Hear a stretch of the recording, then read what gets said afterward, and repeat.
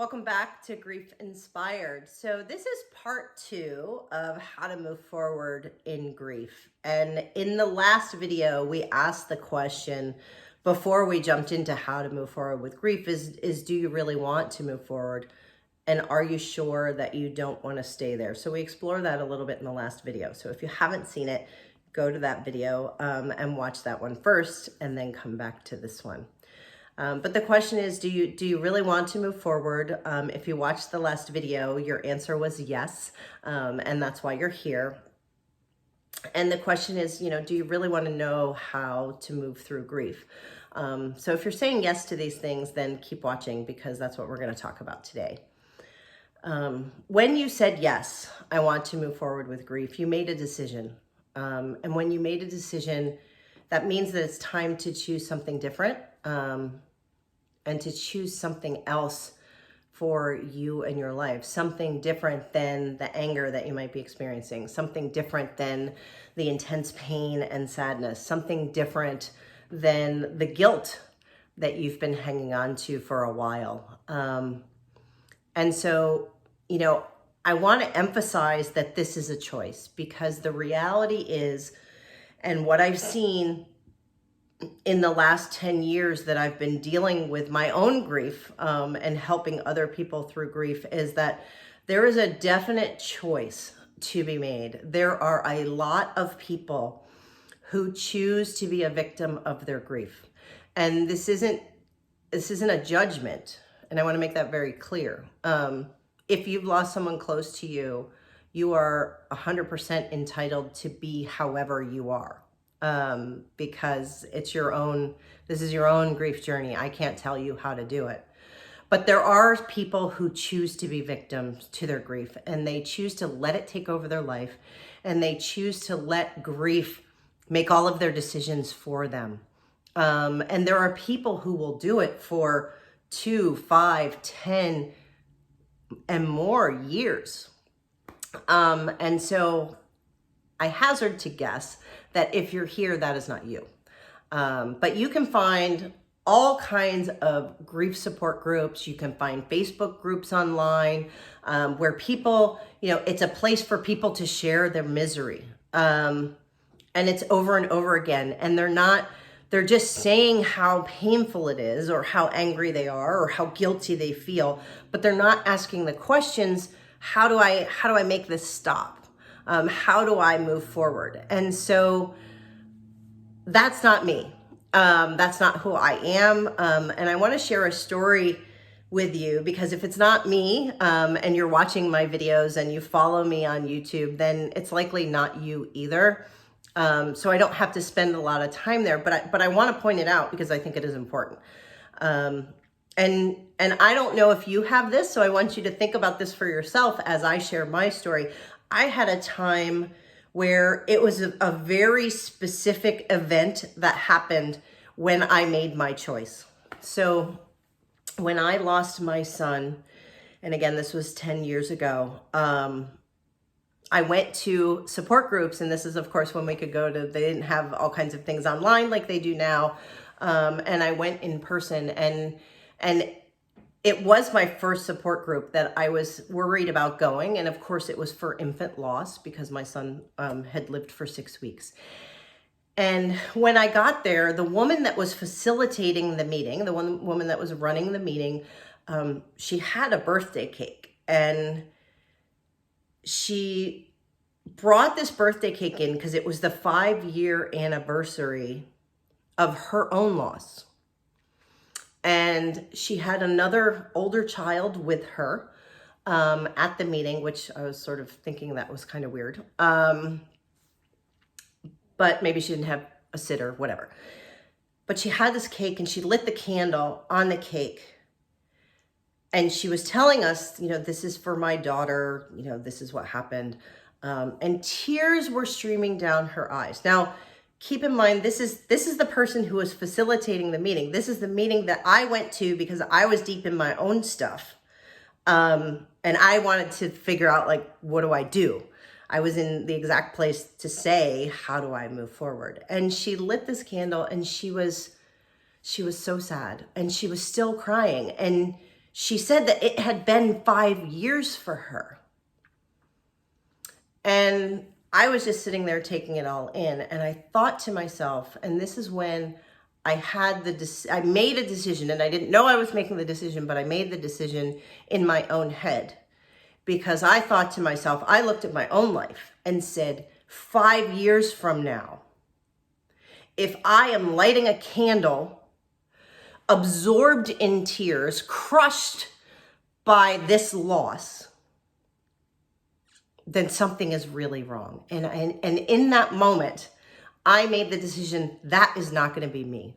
In 5 years, I am not going to be depressed, sad,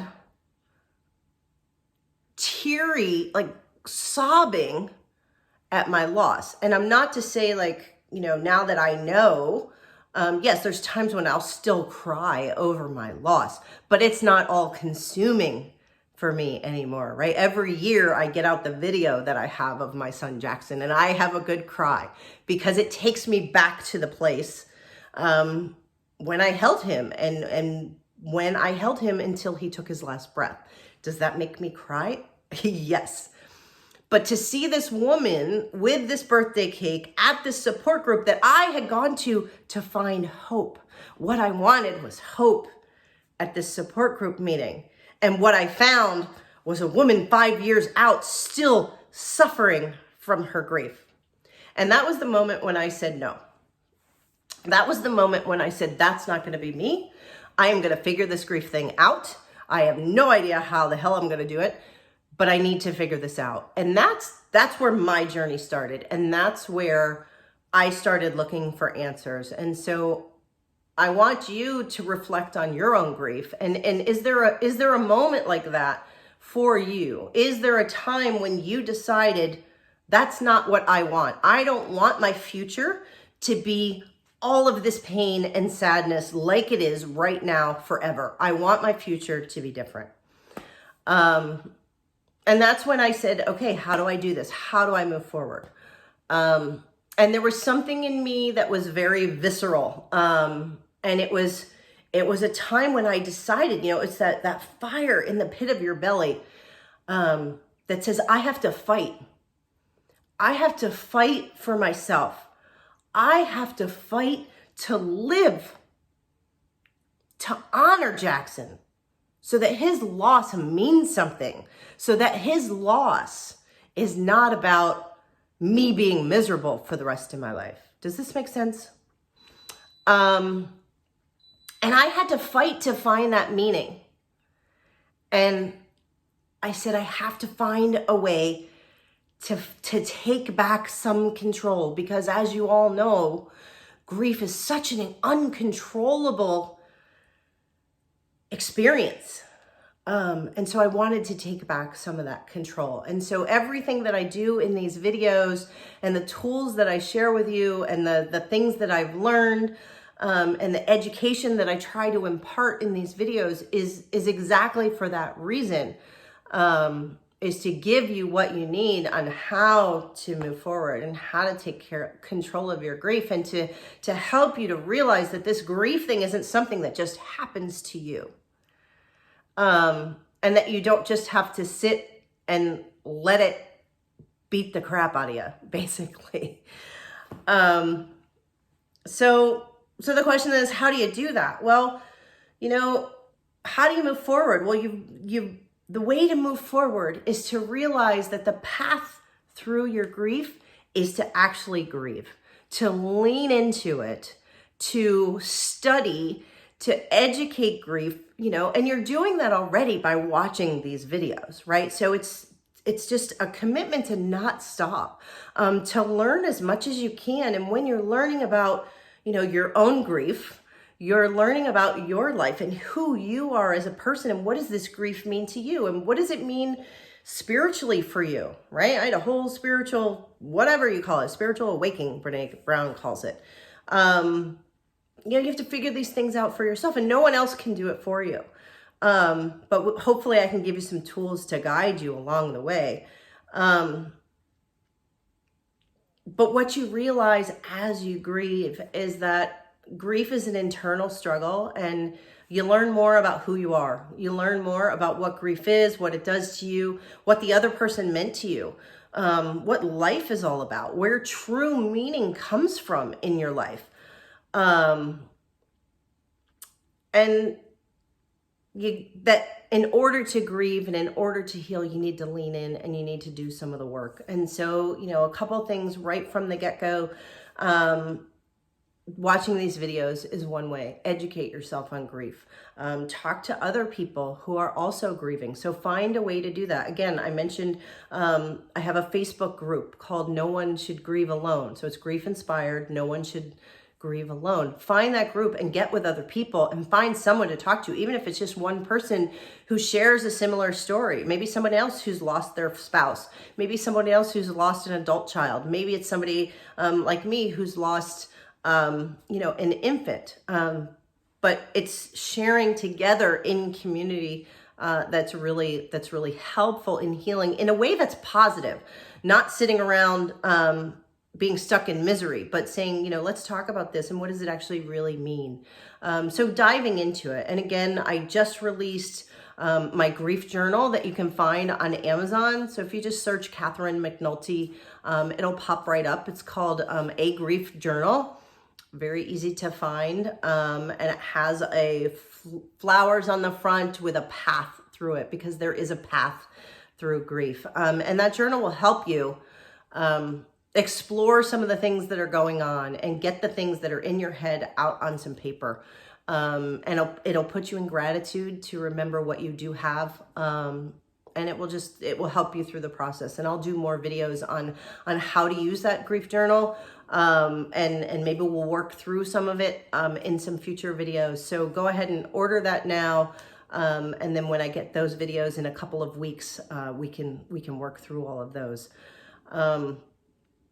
But again, in some of these videos, I've talked about tools to manage anxiety. I've talked about breathing techniques. I've talked about things that you can do to support yourself as you're grieving. And I'm just looking at my notes here to make sure. But the point of it is that there's the pain and discomfort is what makes you move forward. And that's a good thing. And it keeps you searching for meaning of why did this happen? Why did this happen for me? And what does it all mean? And the long and the short of it is that as you're grieving and as you're actually working through it the way you are growing and you're becoming a better human. You're learning things through this experience that you otherwise wouldn't know. And I can tell you that people who go through deep grief like this and actually move through it come out as much more compassionate and stronger people who can put more good things out into the world. And I know that was my experience, and I want that to be the same experience for you. But the reality is that how do you move forward on grief is you decide. You decide that you want something different. And then you start to move in a little bit at a time, and you don't beat yourself up about it. You continue to educate yourself, and you ask questions, and you find other people to talk to.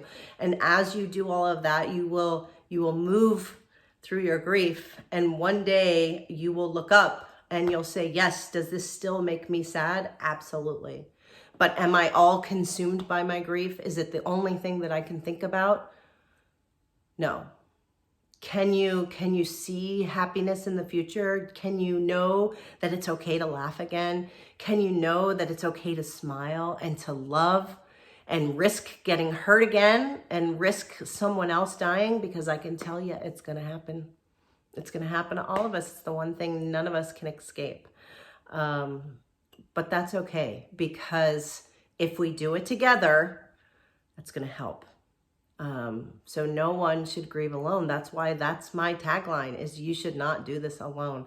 And whether you do it with me on these videos here, or over email, or on a phone call, or you're just talking to other people that you love, or other people that you found who are also grieving, just don't do it alone. So again, as always, you've got this. You can get through it. You can find happiness again. And thank you so much for sticking with me This video was a little longer than some of the other ones, but it's because I'm so passionate and it's because it's such an important conversation to have. Bye for now. We'll see you in the next video.